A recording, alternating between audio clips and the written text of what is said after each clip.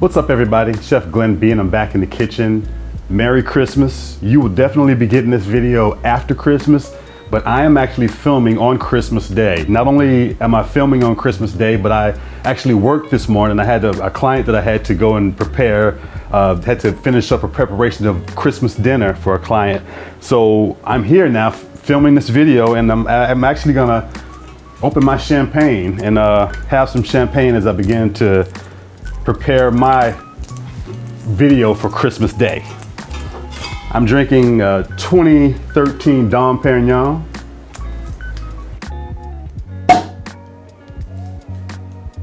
It's one of my absolute favorite champagnes. On this Christmas Day, I just want to say thank you to all of you that have supported me. My channel is growing. I've asked you to share and to like and to subscribe, and you've done all of the above. I'm absolutely appreciative. I'm just so thankful to be where I am here on Christmas Day at 40 plus videos. I'm doing a prime rib today. Just thankful. Merry Christmas. So as I mentioned, I'm doing prime rib. Now, a couple of things about prime rib. First of all, this particular prime rib, as you can see, looks really dry. It doesn't look red and bloody like it did when probably when it came out of the store. So what I actually did was about 4 days ago, I actually took this out of the packaging. I wrapped it in cheesecloth, placed it inside my refrigerator because I wanted to dry out the skin. I wanted to get as much moisture off of the skin as possible to help with creating a nice exterior when I'm done. So what I did was I like I said, wrapped it in cheesecloth, and what I did last night was I took the cheesecloth off of it and I salted it. Placed it in the refrigerator uncovered overnight, and so that's what you see here. And so I want to point out to you that with prime rib, if it's not prime beef, it's technically just standing rib roast. And with this particular recipe, in order to get the type of results that I'm telling you that you're gonna get from this recipe, I'm gonna ask that you use nothing but prime beef for this. Select a choice is not gonna give you the results that you're looking for, the results that I'm gonna get out of this prime cut of beef right here, okay? So prime beef, please. All right, so what I need to do is I need to pepper this, okay? It's already salted, I just need to pepper it. And what I wanna do also with this recipe is I wanna highlight how the simplicity of the recipe makes it so much better than anything else that you can do, because there are recipes where you can slather butter on and garlic and stud it with garlic and all, you know, the herbs and everything. And while all of those recipes are fantastic, I just think that the simplicity of this high quality piece of beef, it's salt and pepper is what's going to do it. Salt and pepper for this. The proper cooking technique, slow and low. We're going to cook it at 200 degrees, and we're going to bring this to an internal temperature of about 125 degrees, because what's going to happen is it's going to carry over. When I bring it out of the oven, it's going to continue to cook. When I let it rest on the countertop, it's going to come up about 10 degrees. So when we're said and done, we'll end up at about 135 or so. I'm looking for medium. With this particular cut of meat, because of the fact that this is a more fatty cut than a lean cut, myself, I prefer to have this medium. I prefer medium cuts. I tend to leave the medium rare and sometimes rare cuts for the leaner cuts of beef. The fattier cuts of beef, I tend to prefer to have that medium. So I want to get an internal temperature of about 125 degrees. I'm going to set it on the counter, let it carry over to 135 degrees or thereabouts, and we're going to sear it. And I know it would be fantastic if I could sear this in a cast iron pan right here in front of you, but to get the best results, the best way for me to sear this is going to be in the oven. I'm going to crank my oven up to 550 degrees, and it's a more efficient sear, as opposed to me standing here and having to spend about 8 to 10 minutes rolling this roast around. I could put it in the oven without having to move it, and anywhere from 5 to 8 minutes, get a complete sear on it. And that's one of the reasons why I had to dry this out, so that I could get the exterior that I'm looking for. So the only thing that's left for me to do with this is to pepper it and get it in the oven.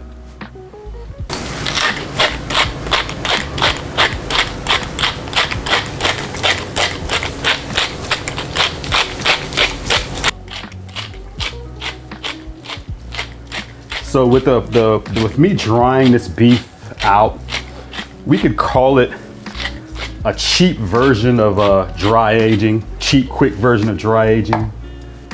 But dry aging truly requires specific equipment, that type of thing. So what we do is we give it a shot. We try our best to get it as dry as we can on the outside. It's not dry aging.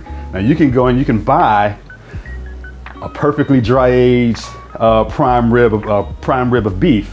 But again, I just took my little attempt at drying it out a little bit so that I could help the exterior become nice and crispy, nice and brown. All right, so into this roasting pan, I have a roasting pan here.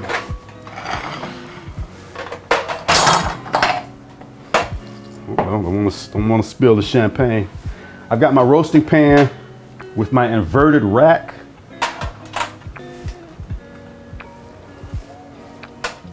Roast goes into the pan. Oven's preheated to 200 degrees. Now, a couple of things I want to point out. The best way, now this is roughly a 10.5 pound roast, okay? And we would say 20 minutes or so per pound, but the best thing, the most accurate way of getting the precise temperature is your instant read thermometer.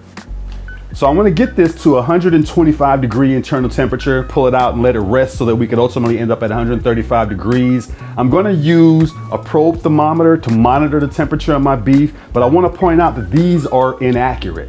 So these are just a guide. You put this in there and they tend to be on the high side. They tend to be hot about 5 degrees or so, all right? So this is just a guide. I would not allow this to be your, be all end all, okay? In addition to that, a lot of times you'll find recipes that will tell you 20 minutes per pound or 30 minutes per pound, just depending upon the temperature that you use. Those things are fine, but again, it's just a guide, just something to kind of tell you, okay, this is near about where I need to be. What you need to do is you need to have your independent instant read thermometer, independent of this and independent of the time that you've come up with, to properly check your meat, okay? So I'm gonna get this in the oven. I'm gonna get my thermometer in it. Again, 125 degrees is what I'm looking for. And see you on the other end of that. All right, prime ribs in the oven. I've got a horseradish sauce I need to make.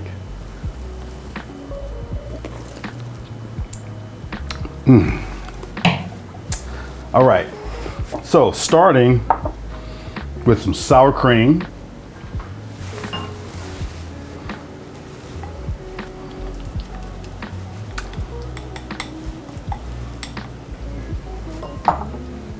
Got some mayonnaise.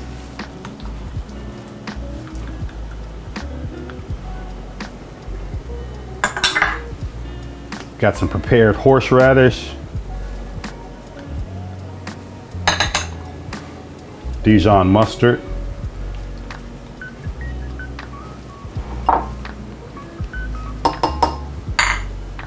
And some chives.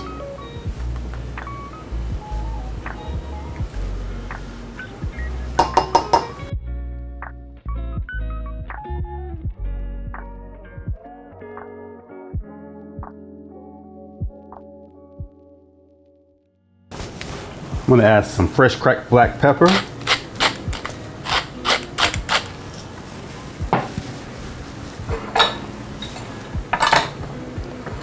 Add some kosher salt.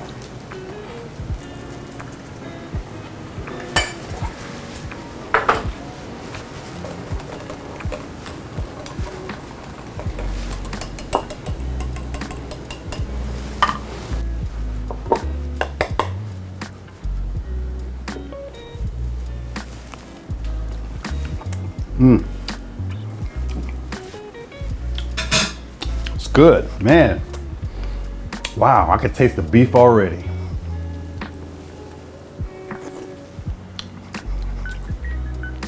That's pairing.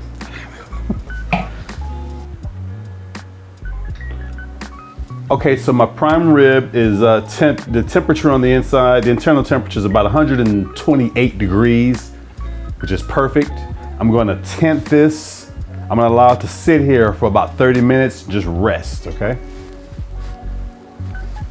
So while my roast is resting, let's try the wine. So I've chosen to pair my prime rib with the 2012 Opus One Cabernet Sauvignon from Napa Valley. For those of you that know wine, I probably don't need to say more. Opus One, legendary Cabernet Sauvignon. I was lucky enough to visit the winery not that long ago. Love these wines.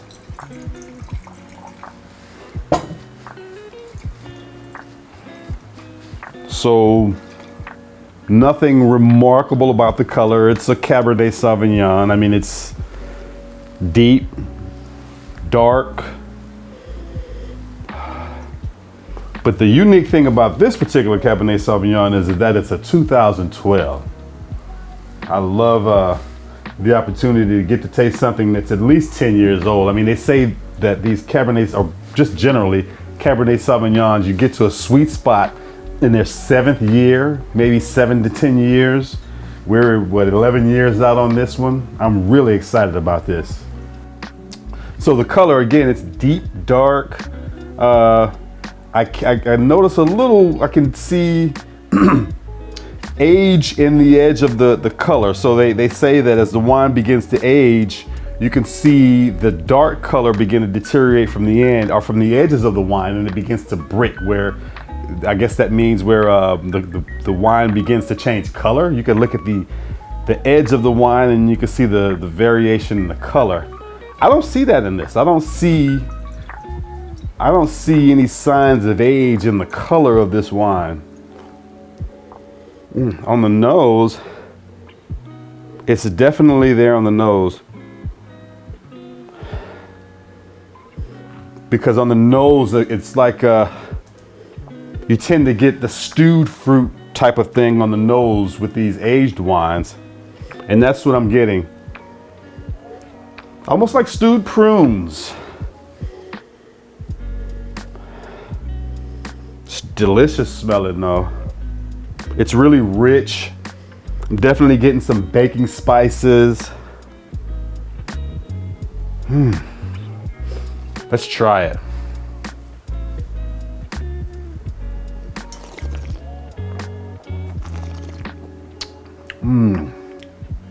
Oh wow. Beautifully aged. Definitely on the palate. You can taste the age of this wine. Wow, again, the fruit as opposed to it's sort of stewed, but as opposed to stewed, it's more like really ripe on the palate. You get the stewed sensation on the nose, but on the palate, it's more like as opposed to eating grapes when they're on the younger side and they're a lot more sour and a lot zippier. This is where you've allowed the fruit to ripen a little bit and allowed the grapes to get soft a little bit. That's where we are with this wine. This is fantastic. Oh yeah. Oh, that should pair perfectly with the prime rib. Really good. So my prime rib has rested for 30 minutes. I'm ready to stick it in the oven. I just want to point out a couple of things before I stick it in the oven. The fact that I dried it out really well, 3 days in advance, and then salting and putting it on a rack in the refrigerator uncovered the night before. I'm really benefiting from the fact that I dried it out. I mean, literally, I was trying to make sure that I create the right environment for browning on the outside. And before I even sear it, I just want you to look at what I got going on here. So, literally, it has browned so nicely because of the fact that I've dried it out. What happens when it's, you're trying to roast it, it's trying to fight to release moisture before it can even begin to create any type of crust or browning or anything like that. But this is beautifully brown, and that's due to the fact that I dried it out before I actually cooked it. So I've got my oven preheated to 550 degrees. I'm gonna stick this roast in there, and we're gonna start with 6-7 minutes. Shouldn't take much longer than that.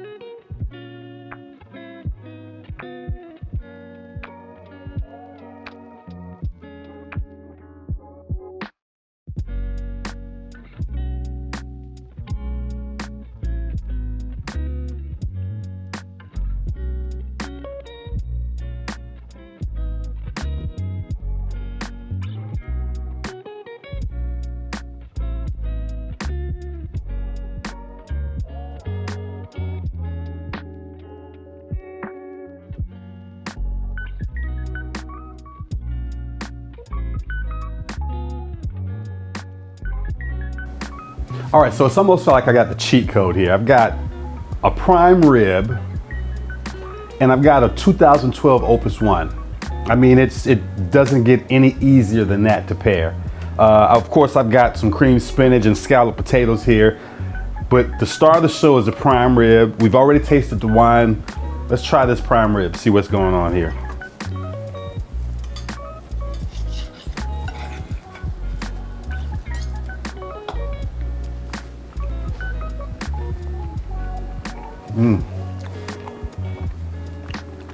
The salting that we did the night before,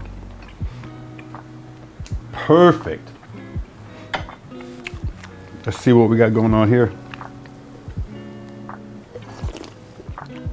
Oh, that's good. So, like I said, I've got the perfect amount of salt on the outside of this, a little bit of fat. It just coats the tongue, and then you hit it with that wine. Oh man, let's try it again here. With the horseradish sauce this time.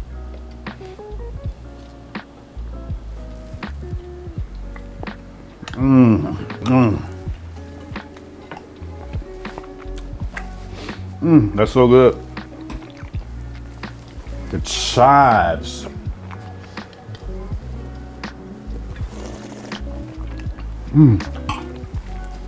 Wow, those chives, anything green and fresh, it normally stands out to me. You'll always hear me calling out the greenness and the freshness of whatever I'm using. Now I want to taste the spinach and the potatoes, if you don't mind. I want to see what kind of pairing we got going on there. We got cheddar cheese and Parmesan cheese in these potatoes. It's not hard to pair that with Cabernet Sauvignon.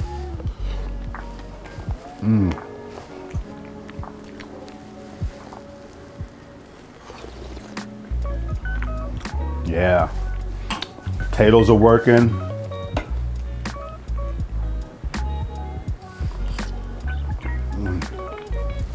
And that creamed spinach is steakhouse worthy.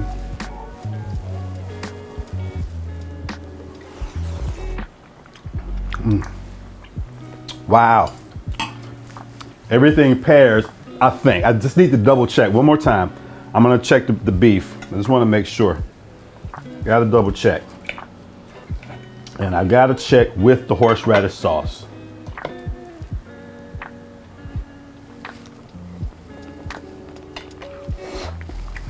That's delicious.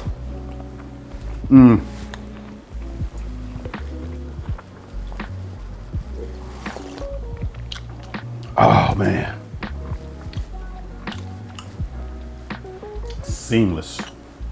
Perfect pairing. Wow, that's fantastic.